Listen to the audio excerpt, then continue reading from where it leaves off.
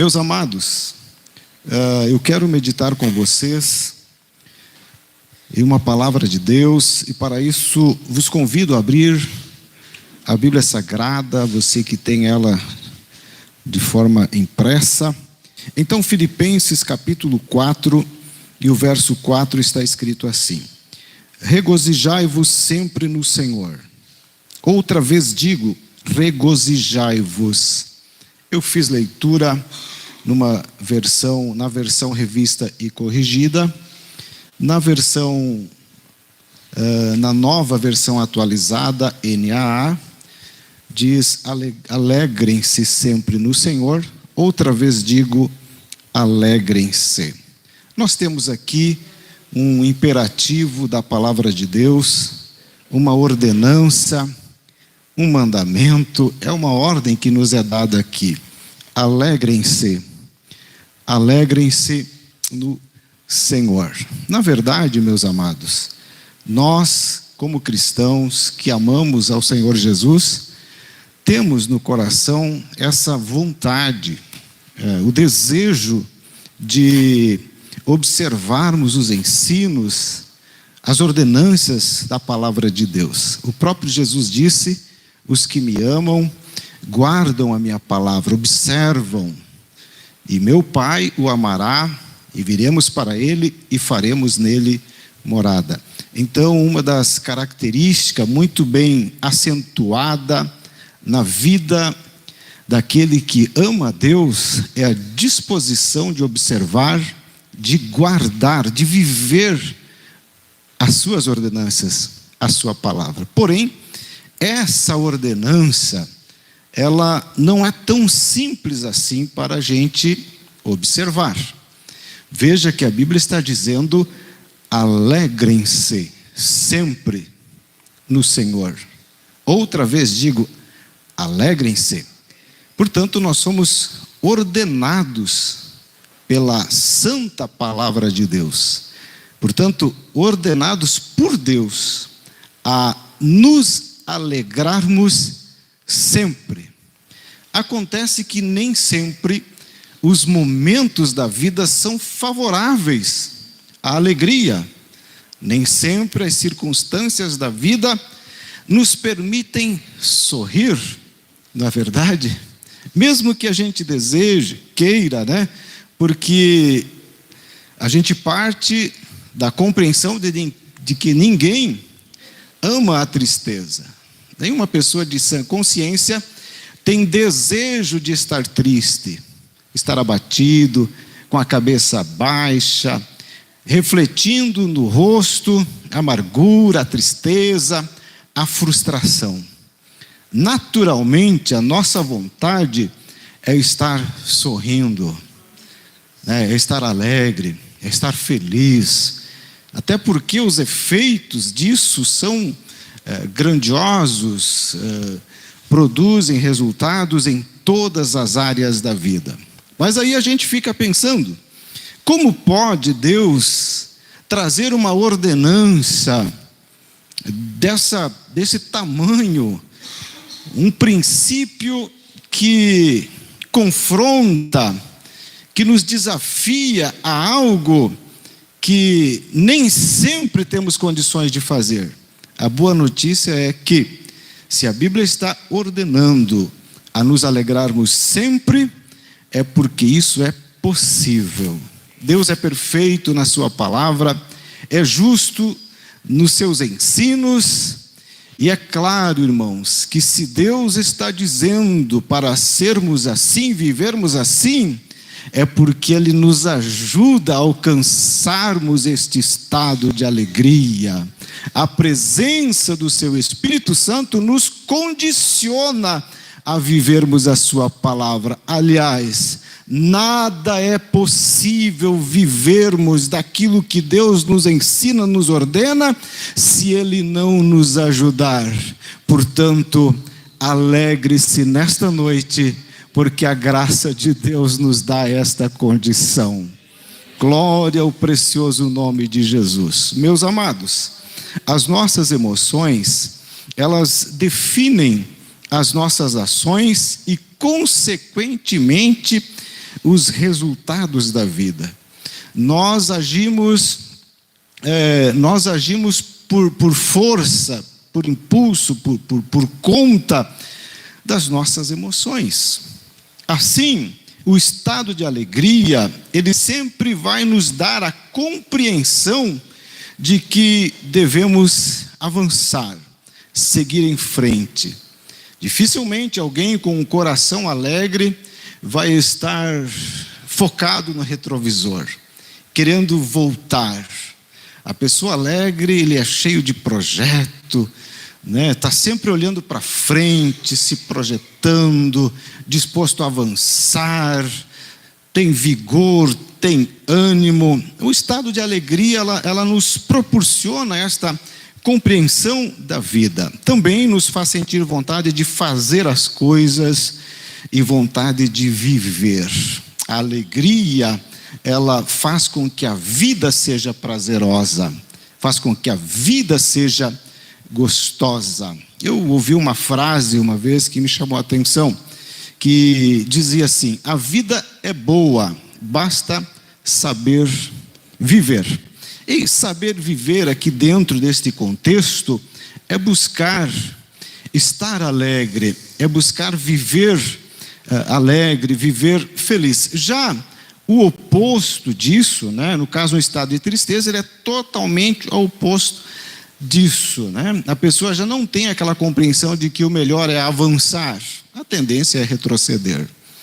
Ele não tem aquele estímulo para fazer as coisas e, às vezes, até no estado extremo, até mesmo de viver. Por isso, o imperativo bíblico, alegrai-vos. Outra vez digo, alegrai-vos. Este texto também nos faz refletir sobre a responsabilidade que temos em relação a isso.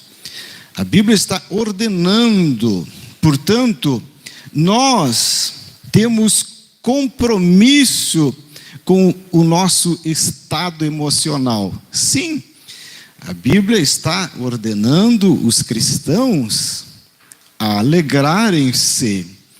Portanto, meus irmãos, isso depende também de nós. Deus, na sua relação com nós, Ele não nos tira a nossa liberdade, Deus não nos tira a nossa individualidade, não nos torna desumano, não nos faz uma máquina, não. A nossa relação com Deus, que se dá pela fé, não nos torna um aparelho que Deus vem e liga num botão e desliga. Tem lá quando Ele pode acionar a alegria em nós, aí Deus vai lá e clica ali e nós sorrimos, felizes, né? De repente Deus desliga aquele botãozinho e a gente está triste. Não funciona assim. Por isso a Bíblia está dizendo, alegrai-vos. Então pense nisso, que a Bíblia está nos responsabilizando em relação às nossas emoções. Por isso, é necessário nós termos cuidado com aquilo que pode prejudicar a nossa alegria. Sim, muitas são as coisas que podem afetar, que são nocivas à nossa alegria. E eu quero destacar nesta noite algumas delas. Primeiramente, uma das coisas que pode afetar a nossa alegria é a maneira como nós lidamos com o passado. Isso é muito forte em nós, pois a nossa mente, ela absorve e conserva em nós tudo que nós experimentamos na vida, ou seja, todas as nossas vivências. E muito do que aconteceu com nós pode nos afetar negativamente no presente, reduzindo a nossa produtividade e até mesmo nos tornando improdutivo em determinadas áreas da vida ou em todos os aspectos da vida em casos extremos. Então a gente precisa refletir como o passado está influenciando o meu presente, como eu estou lidando com aquilo que eu experimentei. Não importa a faixa etária da vida em que eu fui marcado por momentos, por circunstância, como eu lido com isso. Muitas vezes isto se dá dentro do contexto espiritual. O pecado, por exemplo, quando nós conhecemos a Jesus e cremos nele, isto se dá por conta da ação do Espírito Santo que nos convenceu. A Bíblia diz que ele nos convence do pecado, da justiça e do juízo.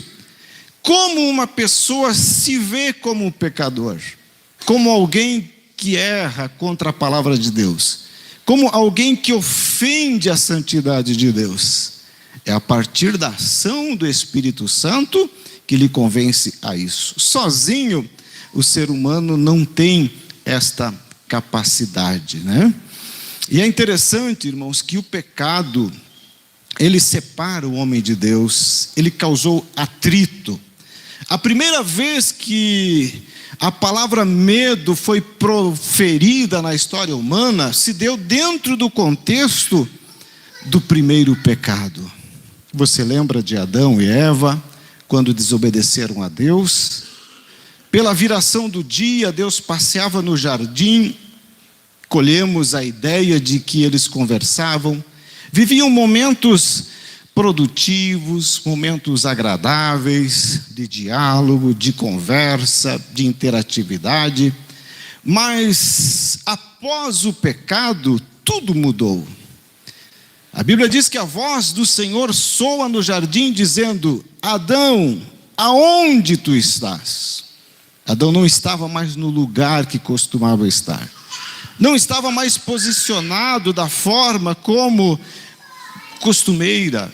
Adão vivia agora um estado de emoção diferente do que estava acostumado. Adão sentiu medo. E ele respondeu a Deus dizendo: Senhor, ouvi a tua voz soar no jardim e fiquei com medo. Mas Adão, o que aconteceu? Resumindo, o pecado fez com que o homem não sentisse mais paz com Deus. Aquela amizade sofreu uma interferência, sofreu uma lesão. Aquela liberdade de ouvir a voz de Deus, aquele desejo de contar as horas, os minutos, para que Deus viesse e conversasse, não existia mais. A vontade agora era fugir, era escapar. Isaías escreveu dizendo que os nossos pecados fazem divisão entre nós e o nosso Deus.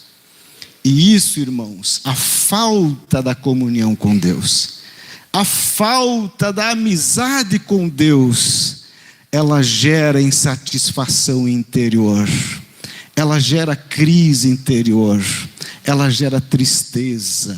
Não é possível alguém desprovido da presença de Deus observar esta ordenância bíblica que diz: alegrai-vos, alegrai-vos. Como viver a alegria essencial deixada por Deus sem a presença de Deus na minha vida?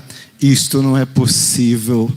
E estamos aqui diante de pessoas que sabem do que eu estou falando, porque vocês conheceram Jesus, viveram a experiência da salvação, do perdão, e hoje podem viver esta alegria. Glória seja dado ao nome do Senhor Jesus. Mas a Bíblia diz que Jesus, ele veio para reconciliar o homem com Deus. Paulo, em uma das suas cartas, disse: Deus estava em Cristo, reconciliando consigo o mundo. O castigo que nos traz a paz estava sobre ele. Portanto, Jesus veio e morreu na cruz do Calvário e levou os pecados de toda a humanidade. Logo, quando eu creio em Jesus, a conta, a dívida já está paga. Portanto, há perdão para a minha vida.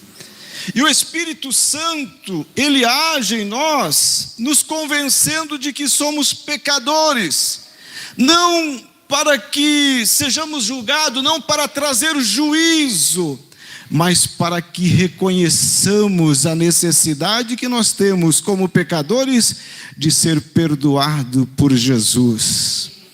E ele também nos convence de que este perdão é possível, porque Jesus morreu na cruz exatamente para quebrar esta separação entre nós e Deus, aonde gera esta paz, esta harmonia, esta comunhão, aonde se torna possível, portanto, vivermos os seus benefícios. E esse perdão acontece, esse perdão é fato. É possível a paz com Deus? Sim, é possível. Mas nós temos um adversário que nos perdeu quando nós cremos em Jesus. Satanás foi vencido quando você disse sim para o Senhor Jesus. Quando os teus pecados foram perdoados, foram apagados, Satanás perdeu com isso. Mas ele não desiste de mim, ele não desiste de você. E muitas vezes ele age tentando te acusar. Muitas vezes as suas ações visam tirar a tua paz interior, lançar dúvidas em relação ao perdão dos teus pecados. Meus amados, quando a gente pensa nas ações de Satanás, por exemplo, a Bíblia diz para nós ser sóbrios e vigilantes, porque o diabo, nosso adversário, ele anda rugindo como um leão, buscando alguém que possa tragar. Quando a gente lê e se depara com esta expressão bíblica, parece dar a ideia de algo horroroso, né? E por muito tempo se pintou a ideia de Satanás naquele bicho com chifres, aquele bicho feio, grande, horroroso, né? Enfim, então quando a gente vê a Bíblia orientando, sede sóbrio, vigiai, porque o diabo, vosso adversário, anda rugindo como leão, buscando a quem possa tragar. Ele quer nos tragar? Quer nos tragar, sim. Mas ele não vai aparecer fisicamente, não vai aparecer como um animal, uma besta, uma fera, com a boca bem aberta, querendo nos engolir. Muitas vezes ele age sutilmente. Às vezes na mente da pessoa ele age. E muitas vezes, repito, trazendo dúvida se você foi perdoado ou não. E Deus não quer isso, porque isso pode tirar a nossa alegria. Questões já resolvidas, pecados já apagados, pecados já lançados no mar do esquecimento, não pode viver te afetando, não pode estar te machucando no presente e atrapalhando a tua produtividade no reino de Deus. Deus nos perdoou e nos limpou para que nós tenhamos liberdade na alma, liberdade no espírito, para adorar, para glorificar, para testificar de Jesus, para evangelizar, para falar das grandezas de Deus. E o Espírito Santo, sabendo que isso é possível acontecer, ele inspirou o apóstolo Paulo para escrever na carta aos Romanos, no capítulo 8, versos 33 e 34. Então ele pergunta assim, quem intentará acusação contra os eleitos de Deus? É Deus quem os justifica. Quem os condenará? É Cristo Jesus que morreu, ou melhor, que ressuscitou, o qual está à direita de Deus e também intercede por nós. Quem terá força em te acusar? Quem terá poder? Quem prevalecerá em te acusar, uma vez que Deus é quem te justifica? Justificar é provar a inocência de alguém, é tornar justo. Mas como pode alguém, porque nós já nascemos com a natureza pecaminosa. O salmista disse: em pecado me concebeu a minha mãe. Todo ser humano, ele nasce com esta capacidade, ele vai desenvolver a prática do pecado ao longo da sua existência. Ele tem essa inclinação. Como pode alguém pecador, uns em menores proporções, outros em grandes proporções, outros pecadores de forma absurda, de forma muito agressiva, como pode esta pessoa receber de Deus esta declaração: você é inocente, eu declaro a tua inocência? Isso é possível porque Jesus morreu na cruz do Calvário para perdoar os pecados não tão grosseiros, os pecados de dimensões menores e os pecados mais absurdos que o ser humano pode cometer. Uma vez que se aceita Jesus, tudo isto já foi levado na cruz do Calvário, e o sangue de Jesus tem poder para purificar. Deste modo é possível esta declaração: você é justo, você é inocente. Por quê? Porque você creu em Jesus, e os teus pecados então já são lançados no sacrifício de Jesus. Tem um crédito esperando todo pecador. Tem um crédito para todo pecador. Basta crer nele. Uma vez que Deus declara a nossa inocência, quem poderá nos acusar? Uma vez que Deus é quem nos justifica, que acusação poderá prevalecer em nossa mente? E mais, disse ele, temos um advogado, ele intercede por nós, está à direita de Deus. Então, a vida cristã não nos torna imune de erros, não nos torna imune de falhas. E João, escrevendo uma das suas cartas, diz: filhinho, não pequeis.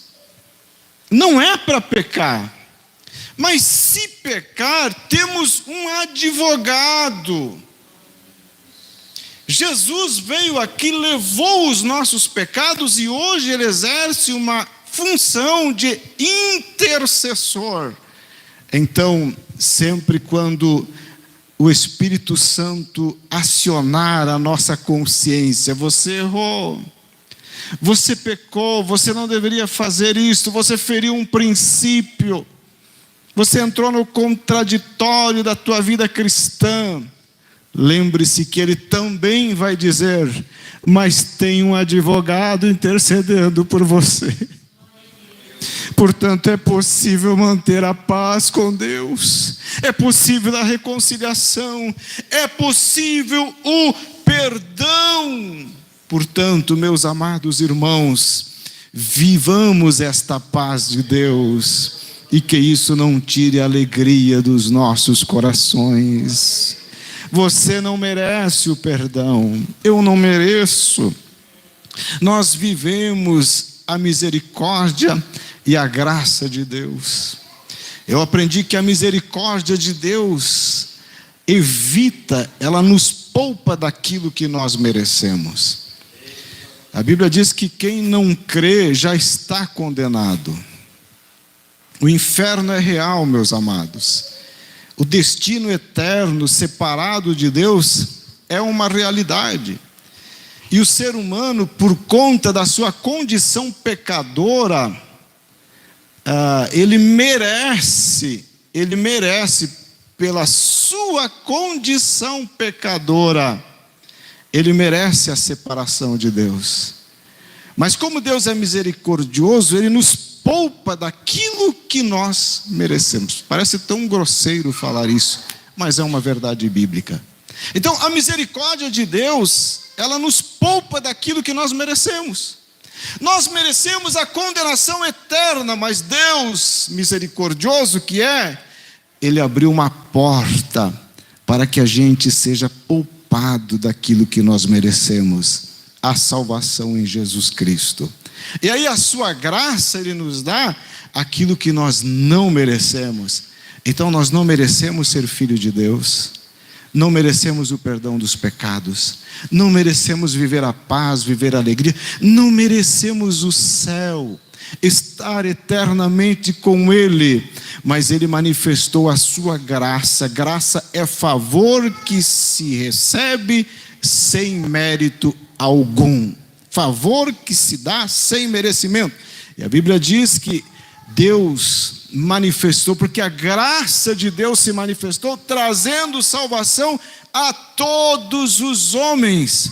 Então, não merecemos o perdão, mas Deus, por nos amar, decidiu nos perdoar, mesmo que nós não merecemos. Então você pode viver a alegria em Deus e dizer: Deus, eu não mereço o perdão dos meus pecados, eu não mereço ser teu filho, eu não mereço ser teu servo, eu não mereço comer o pão, beber o cálice, participar da ceia, eu não mereço cantar, eu não mereço pregar, eu não mereço a tua presença, mas a tua graça, Senhor, me deu tudo isso, sem eu merecer. Aprove ao Senhor, pelo seu grande amor, nos conceder tudo isso. Eu recebo o teu perdão, eu recebo a tua paz. Alegremos sempre no Senhor. Então, não deixe que pecados já perdoados, pecados que já não fazem mais parte da tua vida, venham te desconfortar. Viva a alegria proporcionada pelo Espírito Santo de Deus. Amém, meus irmãos? Glória seja dado ao precioso nome de Jesus. Bem, nós queremos, meus amados, continuar meditando nesta palavra de Deus. Nós faremos isso na próxima terça-feira. Então, por hoje, ficamos com esta reflexão. Cuidado com aquilo que interfere na tua alegria. Entre as coisas que podem interferir, nós temos então questões espirituais, questões de pecado já perdoado, que Satanás pode tentar fazer com que isto ative em nossa mente para nos prejudiciar.